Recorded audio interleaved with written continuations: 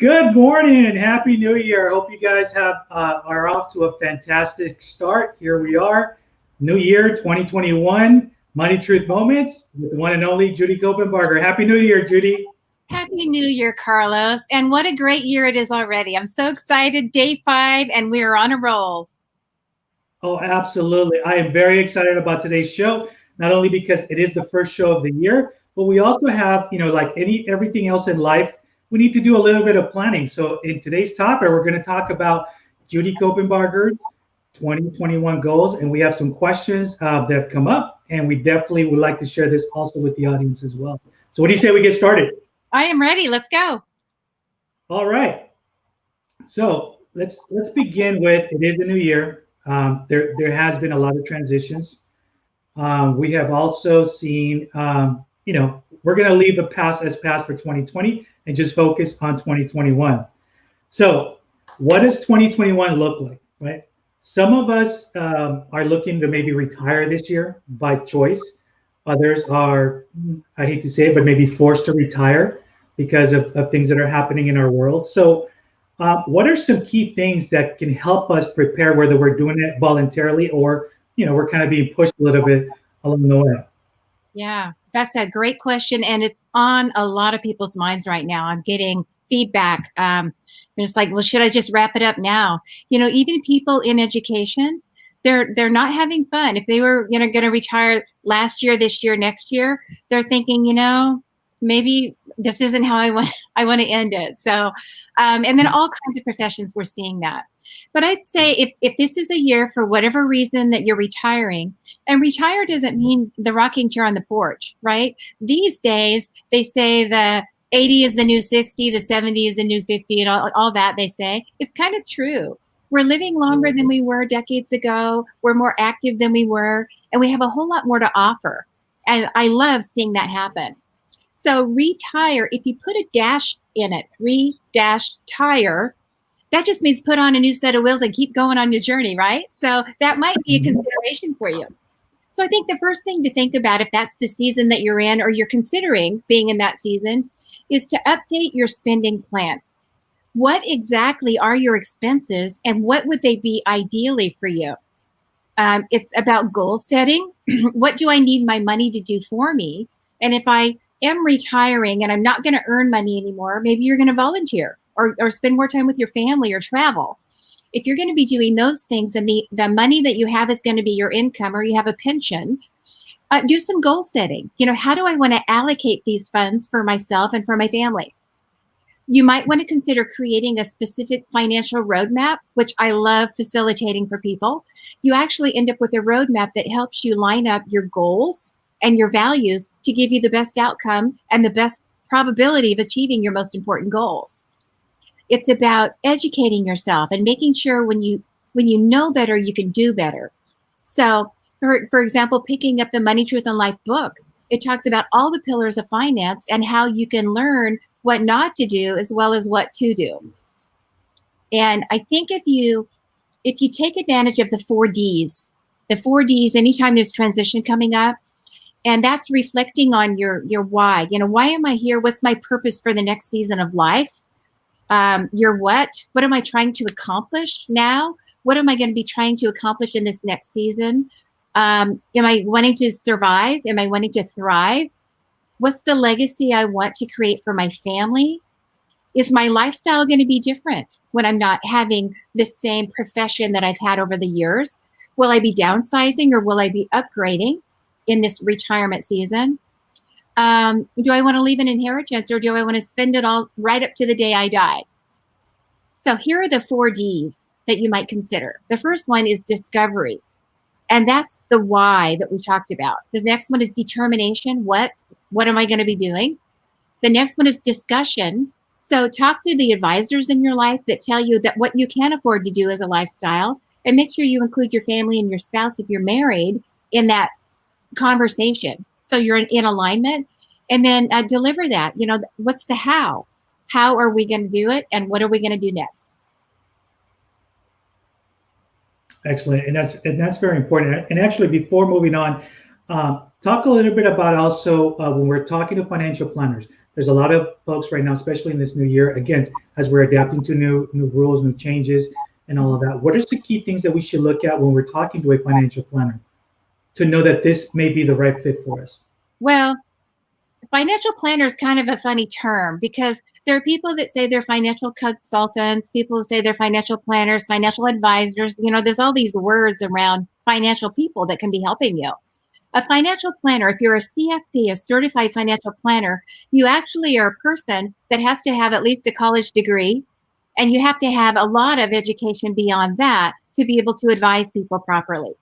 So if you want to have an advisor that really is well versed in complete finances, not just like wealth management or buying you a stock for your portfolio, but really understands all of that, a CFP would be a great choice. And there are many, thousands, probably tens of thousands here in the US.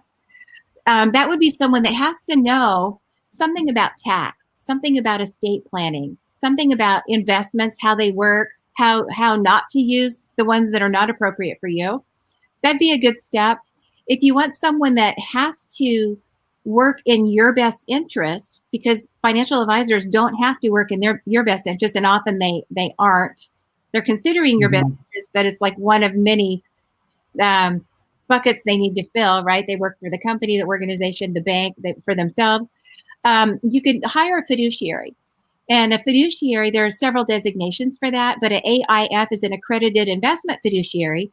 And by law, that designation requires that the person serving you has to put your best interest first and prove it on paper with every bit of advice they give you. So if you pick a CFP or you pick an AIF, you're probably going to be in a good place. If you pick just a CPA, they're going to be really well versed in taxes and they could save you money, which is great, but they might not be able to navigate well the investments that you have, the real property decisions you're making, the legacy decisions around estate planning for business succession, things like that. They have a great slice of the pie they can help you with, but not the whole thing usually. So that would be my advice for someone that wants to hire someone. If you want to do it on your own, we've got resources that could help you do that and avoid a lot of the mistakes. And speaking of resources, I'm glad you brought that in. I thank you for also sharing that because I think it's important to point folks in the right direction and kind of guide them a little bit. But speaking of resources, folks, thank you for joining us this morning. I am here with Judy Copenbarger, first show of the year, Money Truth Moments. Please follow Judy if you're not, or actually make that one of your goals for this year to start following her on judycopenbarger.com. As she said, there is a lot of resources available on her website. She's on different social media platforms. But I have to tell you, on her website, if nothing else, take a few minutes to check out some of the videos that are there. There's resources just like her book is available on there, her online mastery program, which we'll touch on a little bit later also. But these are great resources that are there for you. And it also leads to another part of our conversation regarding those resources that we'll talk about a little bit later in the show. So thank you for joining us. And again, follow Judy at judycopenbarger.com. Okay, so let's talk about, again, we're talking about 2021. We're talking about our goals. So we've talked regarding folks who are in the process of maybe retiring this year in the next few months or being forced to retire. But let's shift it a little bit. So let's talk about individuals. How do we prepare for the new year in our own personal life for planning? And also, it's a two-part. So first for the personal aspect of it, and then also for the business aspect for the entrepreneurs. Yeah, there's so many things that you could do. And most of what you could do, you already know what to do because you crashed this year. Something didn't work this year. Start with that list. What could I have done better? What did I learn that would have been good to know in 2019? Right? So start with that list. We're always talking about, cash is king, and the businesses as well as the families that really weathered well through this storm that we had last year had cash, or they had cash available to them. And cash is awesome. If you have a small business, it keeps the doors open. It keeps the people employed. It allows you to do that pivot that has become such a famous word this year in COVID, right? Mm-hmm. To innovate something that is a new way to make money, a new stream of revenue, a new way to be innovative and creative to deliver services or products to people, which keeps you in business or maybe changes the nature of your business. Cash helps do that. For families, it helped them stay in the homes that they had. It helped them keep the rent going. It helped them provide maybe private school or tutors for their kids. While mom and dad are both working and the kids are at school, it's hard for certain ages of kids or certain personalities of kids to sit there for hours on the computer. And so people that had money to hire people to help with the schooling for their children found that to be an asset. And I found a statistic just the other day in this new year about savings. And I hate to say it, but over the last 40 years of helping people with their finances, one thing that just always seems to be a pattern is people don't save enough. Our parents and grandparents did. They always had cash, and they had it either under their mattress or in their sock drawer or at the bank. Nowadays, millennials and even boomers don't have the cash that we used to have. And savings is a good thing, right? You can have the money doing something, but you need to be able to get your hands on it. Liquidity is a big issue. But the statistic that I saw that really made my heart happy is a year ago, the first part of the year, savings rates across the country were 3% per average per family. 3%, that's terrible. It's so low. Saving only 3% of all the money that people earn as an average. Some people do well, most don't. That means a lot of people didn't save at all, right? Right. The average last week when this year started was 12%. So people got it. 3% to 12%, that's 9%. It's huge. It's almost 10% increase. Just people are like, I better keep some cash. And this is even in a time when a lot of people don't have a lot of cash, but they're being careful. Right. They're being careful with it. It's like, I might need that.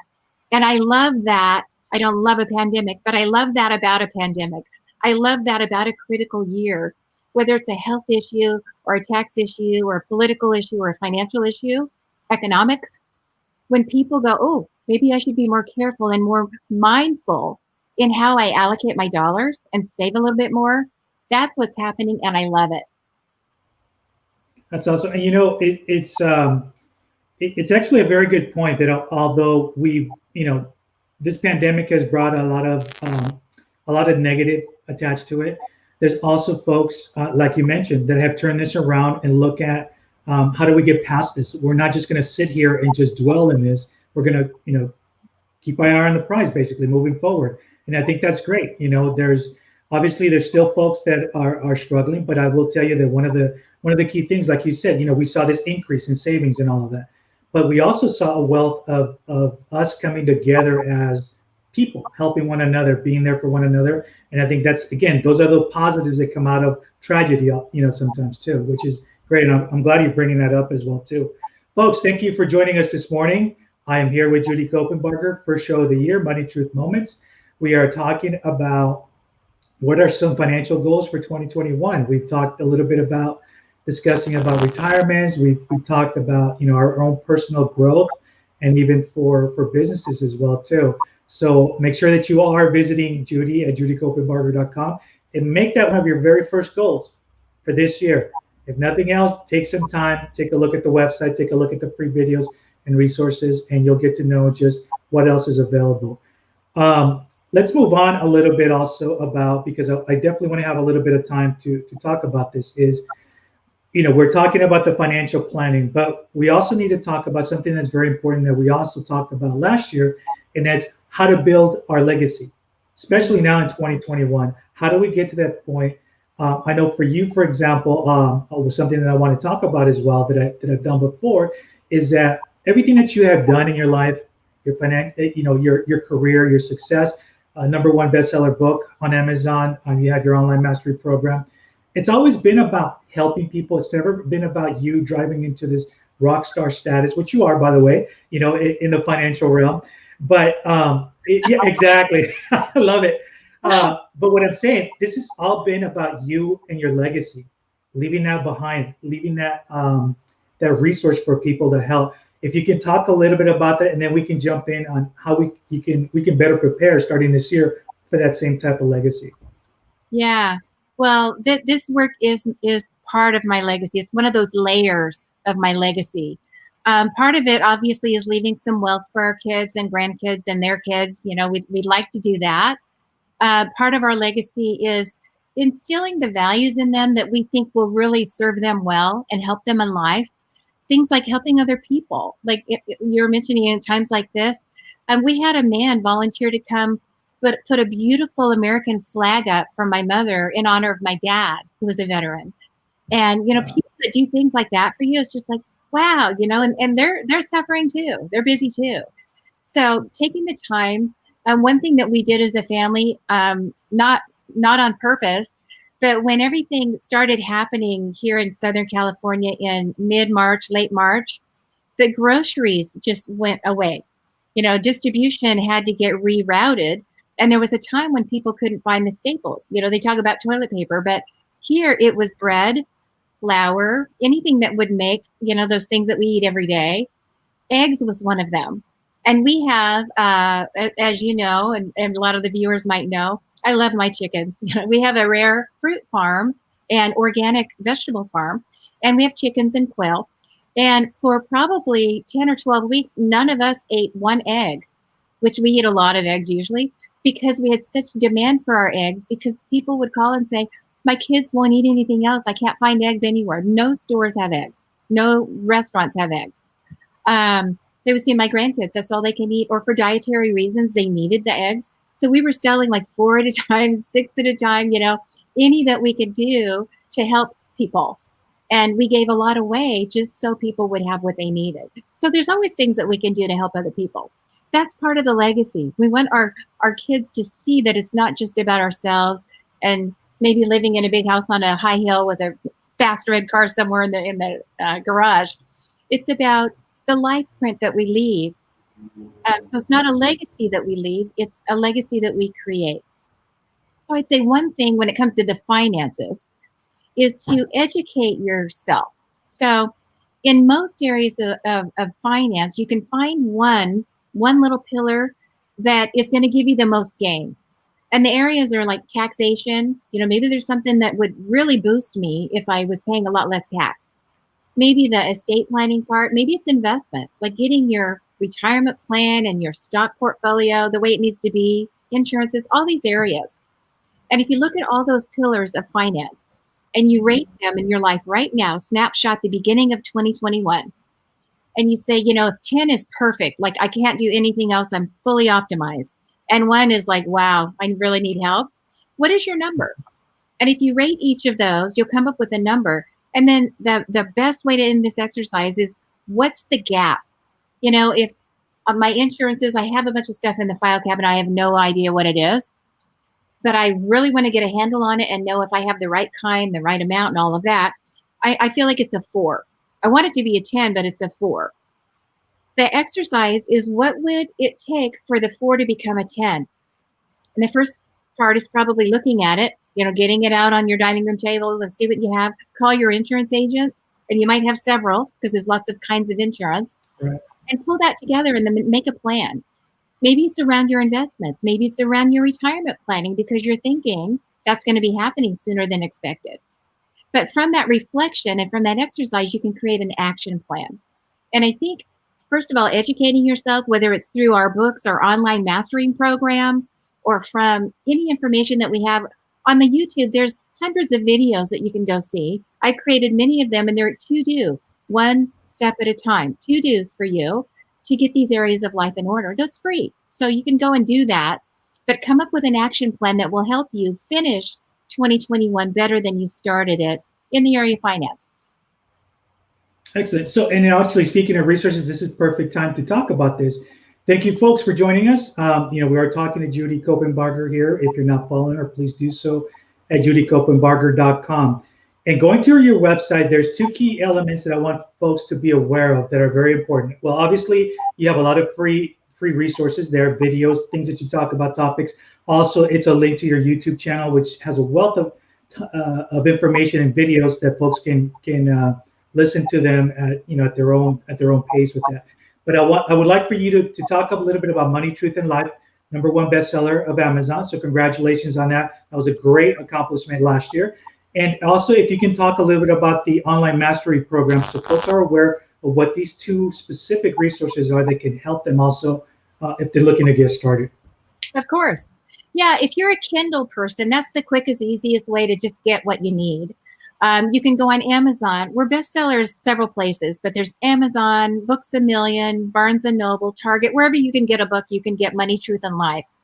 If you go on Amazon right now, we have it available for 99 cents for Kindle. So if you just want to download it to your computer, your iPad, or your phone, you can read it and go through those pillars of finance at home for no money. I think they said there's tax, so it's 99 cents plus tax. So I don't want to misquote what it's going to cost you, but it's way less than a cup of coffee, right? And then it's going to cover the 5 pillars of finance for you.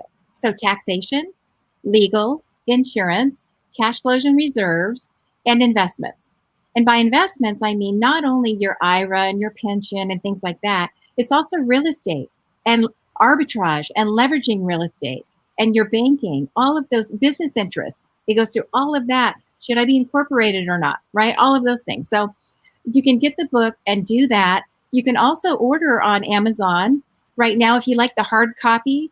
If you want to send it to me, I'll be happy to sign it, or I'll mail you one from here. So if you reach out to me, I'll make sure that happens. I kind of like autographed copies.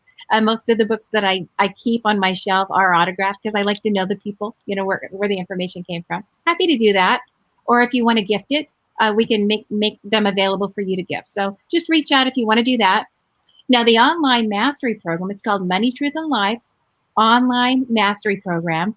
That program is amazing. It's got many, many, many classes in these areas, these pillars of finance. So right now you can go onto the online mastery program and you can watch any of the classes that you want. They're all in video format. You can watch any of the classes for free for a week. And if you're really studious, you can watch a lot in a week. But if there's 1 or 2 areas of finance that you want to take that 4, make it a 10, right? And you just want to learn once and for all the difference between temporary and permanent insurance, or the difference between a will and a trust, or a revocable trust or a testamentary trust. What is that? What do I have? You can do that by just watching that class, and once and for all get the truth about money, the truth about that area of finance, and then you can navigate well. So that course is available right now for free. If you get quick and take your classes. If you want to subscribe beyond that, you can do it. It's a nominal fee, and you can take all the courses throughout the whatever time period that you'd like. So those are resources I'd love for you to know about, share, and just do better, because you do better when you know better. No, absolutely. And I'm glad that's available, folks. If you're just tuning in, please make sure you watch the beginning of the show for today. There's a lot of great information. We've talked about retirement. We have talked about personal finance goals for 2021, not only personal, but also for business as well, too. And right now we're kind of going over some of the available resources that Judy has to offer on judycopenbarger.com. So please make sure you take time, make that a priority for 2021. Take a look at the website, take advantage of the resource. And my gosh, man, if nothing else, for 99 cents, you can get the book. You better do it. You know what I mean? There's no excuse for you not to do it. I mean, we'll throw in a money jar or coin jars to get you guys the book, but you guys have to make sure that you start reading this as well, too. So I want to thank you again for putting all these resources available. I know that, again, we talked about legacy, and that's also very important, I know, to you. And it's a great passion, and I'm glad that you're able to share that with all of us as well, too. So I know that we come to the very first part of actually our challenge for 2021, and this is my favorite part.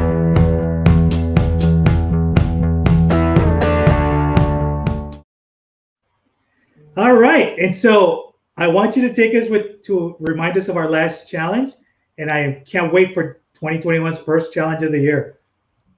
Are you ready? Let's do this. Well, let's first talk a little bit about last week's challenge. I think with the holidays, there were people, I got a little feedback here. There were people that didn't do last week's challenge, and it was a big one, an important one. And here's what last week's challenge was. So this is homework for you if you didn't get to do it last week. I know you're not in school right now, right? Because school hasn't started again. So here's homework. First thing, at the end of 2021, think about where you want to be in the following financial areas. So we have benchmark where you are right now, but at the end of the year, how much debt do you want to have? Maybe it's zero. Maybe it's a couple $100,000 left on your mortgage. Maybe it's getting a credit card balance down, to a certain level. How much debt would you like to have at that point, a year from now? Savings, how much would you like to have in cash reserves in the bank or in your liquid money market account? How much would you like to have in each of your goal buckets? You might have a goal bucket for your next car, for a home that you want to buy, second home, or your first home. Maybe there's an anniversary trip that you want to plan for and you need money for that. How much would you like to have in that goal bucket? And then the last thing is cash reserves capital, money you can get your hands on for your business or for these special projects that you have. That was your homework. If you didn't get to do it last time, just imagine the end of the year, what would be ideal for me? And take your pen to paper, write it down. That's what we need you to do. Okay, this week's challenge. Oh, are you ready? This is going to be so good. We talked about the 4Ds a little bit. So that's going to be your challenge to go through this exercise. This is how you go from the why to the what to the how. And that should be the order that you approach anything that you want to achieve goals in. The why, what's the purpose of it? The what, and then the how. And you do that with the 4Ds. Here are the 4Ds. The first, discovery. Discovery, why? Why am I doing what I'm doing? Why do I want to do what I'm about to take on? The second D is determination. What exactly does that mean to me? What do I need to be doing? What activities? What's going to be the step-by-step plan of action here? The third one is agreement.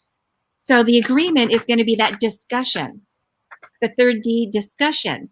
Get an agreement with your team if it's a business decision, with your spouse if you're married. If you're a young person, get agreement with your mentor or your parent or your grandparent or whoever helps you make wise decisions. You want that discussion. And then 4 is delivery, the how. How are these action items going to come together? What do I need to do next? Pen to paper. Discovery, determination, discussion, delivery. Write those down, and that'll give you a really good start for your plan of action. When we're talking about goals for 2021, that will help you get that ready, whether it's financial or just about life. That will get you put on the right path to achieving all those goals this year.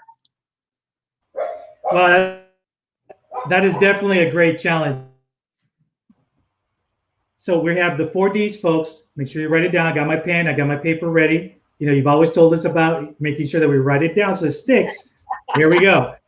So remember, we have the 4Ds. That is our challenge. We also have homework, quote unquote, for last week. Those of us that didn't do it. So I love to share some of that with our audience for next week as well, too. And I want to thank you again for continuing to do this for our viewers. I think this is very valuable. It's been an incredible journey, 2020. I appreciate the fact that folks are tuning in still. It's going to be a great journey because now you're starting from the beginning of the year and we're going to see this through. And we have some great things that are coming up. There are great things that are lined up. If I may say, there may be or maybe not a new book coming out from Judy, and maybe I'll let her talk a little bit about that real quick, or we'll save it for another time as well too. But I know that there's a lot of great things that you have in store for the audience, for your career. Again, part of that legacy that you want to leave behind. So I know we're coming to the end of the show. Is there any last parting words you'd like to say? Yeah, just remember legacy, all those layers of legacy. You get to create that. So not only your goals for 2021, but your goals and objectives for your whole family's future. What do you want to accomplish with your life, with your work, with your family, with your hobbies and other interests, with your faith? What do you want to accomplish? You get to create all of that. And why not start at the beginning of the year with a great goal list and then go and knock it out of the park? I'm just really excited about 2021. It's going to be another year of change, another year of maybe unexpected surprises, but let's be ready for it. And let's just keep going, either break it down or what is it? Break down or break through, right? So are we going to break down or are we going to break through? And I think the breakthrough is where we want to go. And you start that by having clarity around your goals. So let's do it, guys. Let's go. First show of the year. We're ready. Excellent. Judy, thank you again for a great opportunity to continue this work with you and sharing your legacy with folks. Folks, I am your host, Carlos Garcia with Money Truth Moments with the one and only Judy Copenbarger. Join us every Tuesday morning at 8 o'clock. Make sure you visit her website, judycopenbarger.com. A lot of great resources, and we'll see you guys next week for another fantastic show. Until then, be safe, and we'll see you later.